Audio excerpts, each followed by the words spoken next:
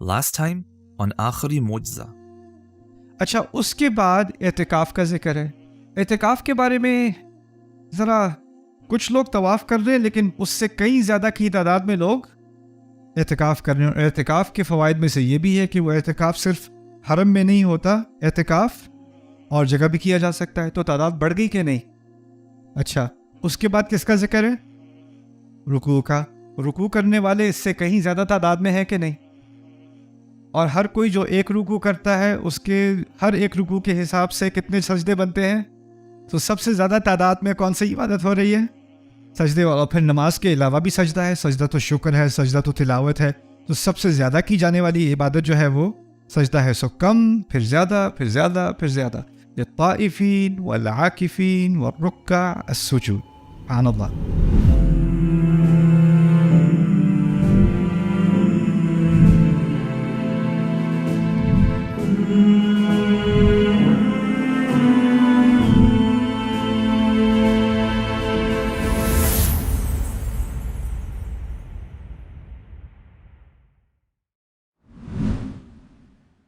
یہ کچھ کے ہاں، امام شافعی کے ہاں اور کچھ اور کے ہاں یہ سجدے کی آیت ہے. احتیاطاً ہم نماز کی بریک میں یا اگلی بریک میں آپ لوگ سجدہ کر لینا.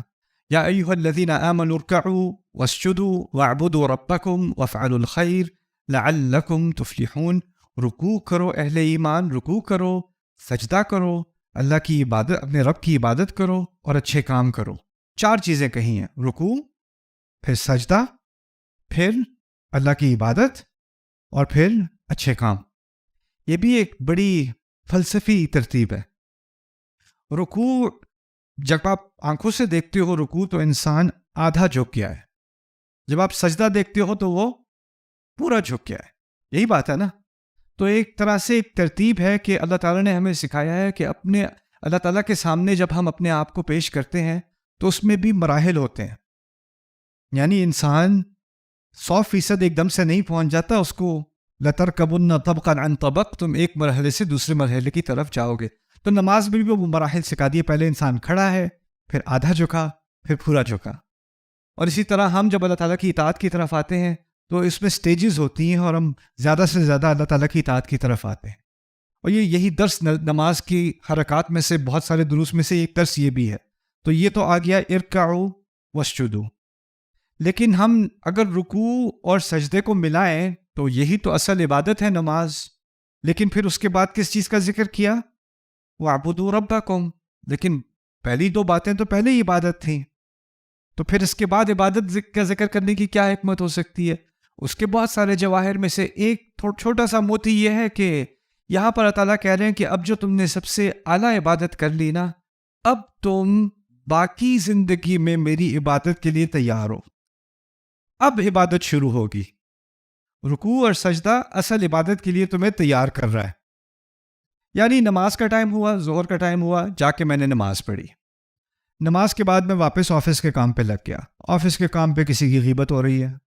آفس کے کام پہ کوئی کہہ رہا ہے جی آپ بس یہ کہہ دیں کہ ڈیڈ لائن پرسوں ہے، ہم سب کو پتہ ہے آج ہے، لیکن آپ ڈیٹ چینج کر دیں میرے لیے پلیز، اب بس بھیج دیں، خیر ہے.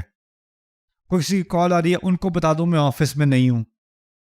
وہ کہہ رہے ہیں کہ وہ آفس میں نہیں ہے.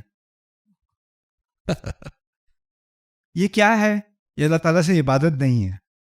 عبادت کا مقصد ہے کہ جو ہدایات، جیسے نماز میں اللہ نے ہدایت دی ہے کھڑے ہو جاؤ، کھڑے ہو جاتے ہیں. اللہ تعالیٰ ہدایت دیتے ہیں رکوع میں جاؤ، رکوع میں جاتے ہیں. اللہ کہتے ہیں پورے گر جاؤ، پورے گر جاتے ہیں. جب کھڑے ہونے کا وقت تو کھڑے ہونے کا وقت. ہر حرکت کو کنٹرول کیا جا رہا ہے. آنکھیں کہاں جانی ہے ان کو کنٹرول کیا جا رہا ہے. سلام کس طرف کرنا ہے، پہلے کدھر کرنا ہے، پہلے کدھر کرنا ہے، کنٹرول کیا جا رہا ہے. آپ کے الفاظ کو کنٹرول کیا جا رہا ہے. یعنی آپ مظاہرہ کرتے ہیں کہ اللہ جو انسٹرکشن، جو حکم مجھے دے گا 100% میں اس پہ عمل کروں گا. جیسے جیسے کہے گا ویسے ویسے میں کروں گا. میں پوری طرح اللہ تعالیٰ کی اطاعت کرنے کے لائق ہوں، میں اس کی صلاحیت رکھتا ہوں. اور سب اکٹھے وہ ہم کرتے ہیں جماعت سے. یعنی ہم میں سے کسی میں فرق نہیں ہے. جو اللہ کہہ رہا ہے وہ ہم ایگزیکٹلی کر رہے ہیں. اپنے جسم کو ہم سرنڈر کر دیتے ہیں. آپ کو کال آ رہی ہے اس کے درمیان، آپ کو آپ کا باس بلا رہا ہے، آپ کو کوئی آپ کا فیوریٹ میچ لگا ہوا ہے، آپ کھڑے ہوئے ہو نماز میں، کوئی آؤٹ ہو گیا تو آپ یہ نہیں کہتے اوئے او یار اللہ اکبر، نہیں کرتا کوئی بھی. آپ کھڑے رہتے ہو نماز میں. آپ کی ٹریننگ ایسی ہے. تو نماز کیا سکھا رہی ہے کہ اللہ تعالیٰ کی جب اطاعت ہوتی ہے تو وہ مکمل ہوتی ہے. اب زندگی میں کیا ہوتا ہے، کچھ معاملات میں اللہ آپ کو کچھ زیادہ چھٹی دیتا ہے، آپ کھڑے ہو. کچھ معاملات میں اللہ نے زیادہ مطالبہ کیا ہے، جیسے کیا ہے، رکوع. کچھ معاملات میں اللہ نے بہت زیادہ مطالبہ کیا ہے، جیسے سجدہ. آنکھیں کچھ اب سجدہ کرتا ہے نا انسان، لیکن جب انسان قیام میں کھڑا ہوتا ہے نا تو اللہ نے ہماری آنکھیں ایسی نہیں بنائی کہ اگر آپ نے جائے نماز بچھائی ہوئی ہے تو آپ کو صرف یہ مربع نظر آ رہا ہے. اگر کوئی بچہ بھاگتا ہوا جائے گا تو آپ کو وہ بھی نظر آ جائے گا، ایسی بات ہے نا. لیکن جب آپ رکوع کریں گے تو آپ کے نظر کے دائرے میں کمی ہوئی کہ نہیں؟ کمی آ گئی نا. جب سجدے میں گئے تو نظر کہاں تک جاتی ہے؟ بالکل نہیں جاتی، بالکل آپ کا دائرہ بند ہو جاتا ہے. کچھ معاملات میں اوروں کا عمل دخل ہے ہماری عبادت میں اور ہماری اطاعت میں، اور لوگ بھی شامل آ جاتے ہیں، لیکن آپ کو اس کو برداشت کر کے فوکس کرنا پڑے گا. کچھ معاملات زیادہ فوکس، اور کچھ معاملات میں کسی کا کوئی عمل دخل نہیں، وہ بس آپ خود کرو. اس کی میں آپ کو چھوٹی سی مثال دیتا ہوں. میں بھی پڑھا رہا ہوں، اگر میں اللہ تعالیٰ کے لیے پڑھا رہا ہوں تو یہ عبادت ہے کہ نہیں؟ آپ لوگ پڑھ رہے ہو، آپ لوگ کچھ سیکھ رہے ہو، یہ بھی عبادت ہے کہ نہیں؟ لیکن اس عبادت میں ایک سوشل ایلیمنٹ بھی ہے، ہنسی مذاق بھی ہے، ہم ایک دوسرے سے بات بھی کر رہے ہیں، کوئی تعریف بھی کر دے، کوئی فوٹوز بھی کھینچ لے، کچھ اور بھی کر لے، یہ ہے کہ نہیں؟ تو اس میں ہمارے فوکس میں ادھر ادھر بات ہو سکتی ہے کہ نہیں؟ ہو تو سکتی ہے نا. تو اس فوکس کے ادھر ادھر ہونے کے باوجود انسان اپنے آپ کو سیدھا رکھے. ٹھیک ہے وہ ڈسٹریکشنز آتی ہیں، لیکن انسان اپنے آپ کو دوبارہ فوکس پر لاتا رہے. یہی بات ہے نا. اس کے مقابلے میں اگر جب ہم نماز پڑھتے ہیں یا قرات کرتے ہیں قرآن کی گھر میں بیٹھے ہوئے، یا تہجد پڑھتے ہیں، تو اس میں کسی اور کا عمل دخل ہے؟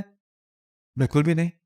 اللہ تعالیٰ ہمیں تیار کر رہا ہے کہ ہر طرح کی صورتحال کا ہمیں سامنا کرنا ہے. اگر اللہ تعالیٰ چاہتے ہیں نا کہ ہم دنیا کو چھوڑ کے بس اللہ کی عبادت کریں، تو شاید جس طرح بدھسٹ ہوتے ہیں یا ہندو ہوتے ہیں یا اور مذاہب ہوتے ہیں جو آنکھیں بند کر کے پہاڑ پہ کہیں جا کے باقی سب سے دور ہو کے 6 گھنٹے بیٹھے رہتے ہیں تاکہ وہ کانسنٹریٹ کر سکیں. لوگوں نے تو مجھ سے آ کے یہ بھی پوچھا ہے کہ نماز میں آنکھیں بند کر کے نماز پڑھنے تو ذرا کانسنٹریشن آسان نہیں ہو جائے گی؟ کیونکہ جب آنکھیں کھول کے نماز پڑھتے ہیں تو آپ کا چھوٹا بچہ ہے، وہ نیچے سے آ کے آپ کہتے ہیں آپ نماز پڑھ رہے ہو، جسے آپ کو گھور رہا ہے.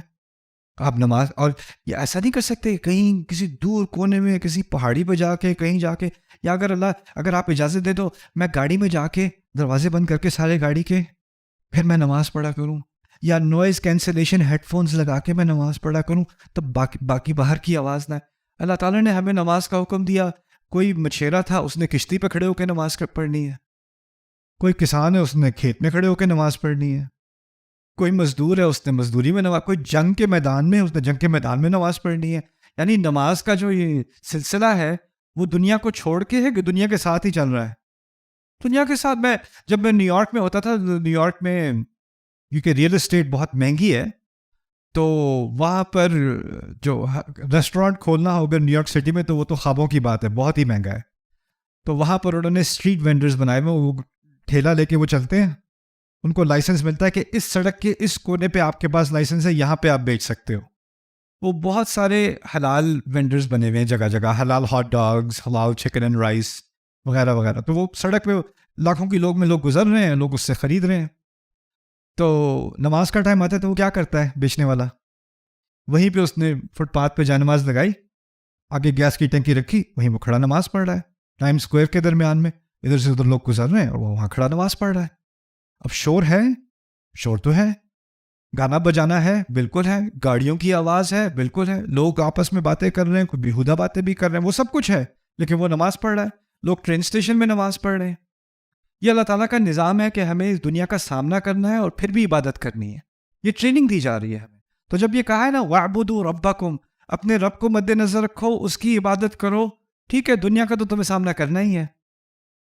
تو یہ ذہنیت اللہ تعالیٰ نے ہمارے دلوں سے، ہمارے دماغ سے نکال دی کہ نہیں جی مجھے دنیا سے ہٹ کے مجھے دین کی خدمت کرنی ہے. او انسان، ہمارا دین کیا ہے کہ ہم دنیا کا سامنا کرتے ہیں اور دنیا کا سامنا کرتے ہوئے ہم دین کی خدمت کرتے ہیں. دنیا سے بھاگ کے نہیں، دنیا سے ہٹ کے نہیں، دنیا میں رہتے ہوئے، دنیا کو انگیج کرتے ہوئے. یہ دین تجارت میں گیا، یہ دین سفر میں لے کے ہم جاتے ہیں، یہ دین ہم ہر دنیا کے ہر شعبے میں ہم اس دین کو ساتھ لے کے جاتے ہیں. ہم دنیا کے شعبوں سے بھاگتے نہیں، ان کو فیس کرتے ہیں. لیکن یہ سب ہے کمٹمنٹ ہماری اللہ تعالیٰ کے ساتھ. اس کے بعد ایک آخری ترتیب میں ڈالا وَفْعَلُوا الْخَيْرَ، اور خیر کیا کرو، الخیر کرو. تو سوال پیدا ہوتا ہے کہ پہلے کہا تھا رکوع کرو، وہ خیر نہیں ہے؟ پھر کہا تھا سجدہ کرو، وہ بھی تو خیر ہے. پھر کہا تھا عبادت کرو اپنے رب کی، وہ بھی تو خیر ہے. اور اب کیا کہہ رہے ہیں؟ اور الخیر کرو، الخیر کرو. تو اس سے مراد یہ ہے کہ ان سب کے بعد ایک اور مرحلہ بھی ہے، اور وہ ہے سب سے بہترین کرنے کا کام. سب سے بہتر الخیر، خیر عربی میں کہتے ہیں اچھے کام کو، الخیر کہتے ہیں بہترین کام کو، شر کہتے ہیں برے کام کو، الشر کہتے ہیں سب سے بدترین کام کو. اسی طرح اسماء تفضیل میں ہوتا ہے احسن بہتر ہے، اور الاحسن بہترین ہے. اکبر زیادہ بڑا ہے، اور الاکبر سب سے بڑا ہے، سب سے بڑا ہے. یہاں پر الخیر سے سب سے بہترین کام کرو. اور سب سے بہترین میں بہت سارے علماء نے اس پر بہت تدبر کیا کہ یہ کیا بات کہی جا رہی ہے، اور اس پہ بہت ساری رائے جو ایک رائے میرے دل کو لگتی ہے، اوروں کا میں انکار نہیں کرتا. وہ یہ بھی ہے کہ یہاں پر اللہ تعالیٰ نے اللہ تعالیٰ کی عبادت اور خدمت خلق دونوں کو ملا کر بہترین، یعنی دونوں طرف، ایک طرف ایک نظر آپ کی انسانیت کی بھلائی کی طرف ہے، اس میں دعوت کا بھی کام ہے، اس میں انسان کی اصلاح کا بھی کام ہے، اس میں فلاح کا بھی کام ہے، ریلیف کا بھی کام ہے، تعمیر کا بھی کام ہے، وہ ساری چیزیں ہیں. اور دوسری طرف اللہ تعالیٰ کی عبادت بھی ہے. اب یہ ساری چیزیں ایک ساتھ ہو گئیں، تو ایک کلائمیکس تک آ گئی یہ بات. ارکعوا واسجدوا واعبدوا ربکم وافعلوا الخیر لعلکم تفلحون، تاکہ تم فلاح تک پہنچ جاؤ. هو الذی خلقکم فمنکم کافر ومنکم مؤمن، اس نے تمہیں بنایا اور تم میں سے کافر بھی ہیں اور تم میں سے مومن بھی ہیں. اور یہ اصل میں ایک دو حقیقتیں ہیں، دو متضاد حقیقتیں ہیں جو قرآن نے بیان کی ہیں. انسان کی اصل ہے نور، انسان کی اصل ہے نور، لیکن انسان کی تاریخ میں اصل ٹریجڈی ہے کہ اکثریت کس طرف گئی؟ کفر کی طرف. انسان کی تاریخ میں حقیقت میں، یعنی صلاحیت ایک اور چیز ہوتی ہے، اور جو ہوا حقیقت میں وہ اور چیز ہوتی ہے. جیسے کوئی ٹیچر ہے کلاس میں، اس کے سامنے بہت ہی بہترین ذہنیت کے بچے ہیں، بہت سمارٹ ہیں، وہ سارے فل مارکس لے سکتے ہیں، لیکن ان میں سے بہت سارے آدھے سے زیادہ فیل ہوتے ہیں. وہ فیل اس لیے نہیں ہوتے کہ ان کا ذہن نہیں ہے، اس لیے نہیں ہوتے ان کی صلاحیت نہیں ہے، ان کے اندر قوت ارادہ نہیں تھی، سیریسنس نہیں تھی، محنت کا جذبہ نہیں تھا، سستی تھی، دل نہیں تھا. ٹیلنٹ تو ہے لیکن سستی بھی ہے ساتھ میں، تو ٹیلنٹ کا کوئی فائدہ نہیں ہوتا جب سستی ہو ساتھ میں. اسی طرح انسانیت کو صلاحیت تو دی گئی ہدایت پر رہنے کی، ہدایت پر جینے کی، لیکن ہم نے اس معاملے میں سستی دکھائی، قوت ارادہ نہیں دکھائی. تو اس لیے اللہ تعالیٰ نے جو اکثریت ہے اس کا ذکر پہلے کیا اور کہا فَمِنْكُمْ كَافِرٌ وَمِنْكُمْ مُؤْمِنٌ. اور یہ حقیقت بھی تھی اس وقت کی کہ جب اللہ تعالیٰ نے یہ آیت نازل کی، اس نے تم سب کو بنایا، تو رسول صلی اللہ علیہ وسلم کی آڈینس میں اکثریت کن کی تھی؟ کفار کی یا اہل ایمان کی؟ کفار کی. فَمِنْكُمْ كَافِرٌ وَمِنْكُمْ مُؤْمِنٌ وَاللَّهُ بِمَا تَعْمَلُونَ بَصِيرٌ. This is one of my favorites. ثُمَّ أَوْرَثْنَا الْكِتَابَ الَّذِينَ اصْطَفَيْنَا مِنْ عِبَادِنَا. ہم نے کتاب وراثت میں دی ان لوگوں کو جن کو ہم نے خاص چنا تھا ہمارے بندوں میں سے. فَمِنْهُمْ ظَالِمٌ لِنَفْسِهِ. تو جن امتوں کو چنا، جن اہل ایمان کو چنا، ان میں سے بھی بعد میں، یعنی مسلمان ہونے کے بعد بھی ایسے نکلے جنہوں نے اپنے ساتھ ظلم کیا. ظَالِمٌ لِنَفْسِهِ یعنی مسلمان ہونے کے باوجود گناہ گار ہونا، ان کا پہلے ذکر. پھر کہا منہم مقتصد، اور ان میں سے جو وہ ہیں جو اعتدال کی راہ لیتے ہیں، درمیانی راہ. مقتصد اس کو بھی کہتے ہیں جو ارادے کا پکا ہو، مقتصد اس کو بھی کہتے ہیں جو عدل و انصاف کرے. اب اندازہ کریں گناہ کرنے والے زیادہ ہیں یا انصاف کرنے والے زیادہ ہیں؟ گناہ کرنے والے زیادہ، اس سے کم کون؟ انصاف کرنے والے. اور پھر آخر میں وَمِنْهُمْ سَابِقٌ بِالْخَيْرَاتِ، اور ان میں سے وہ بھی ہیں جو خیر کے اچھے کاموں میں اوروں سے آگے نکل جاتے ہیں، جو خود ہی سے موٹیویٹڈ ہوتے ہیں، جن کی ہم پہلے بات کر رہے تھے نا، مِنْهُمْ سَابِقٌ بِالْخَيْرَاتِ. وہ سب سے کم تعداد میں ہیں. تو زیادہ سے کم کی طرف ایک سیکوینس جا رہی ہے. یہ بہت انٹرسٹنگ اسٹڈی تھی.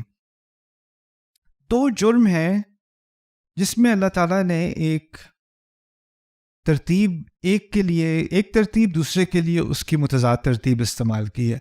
چور کے بارے میں کہا ہے کہ مرد چور اور عورت چور. والسارق والسارقۃ فاقطعوا ایدیہما، ان کا ہاتھ کاٹو. والسارق والسارقۃ، ٹھیک ہے.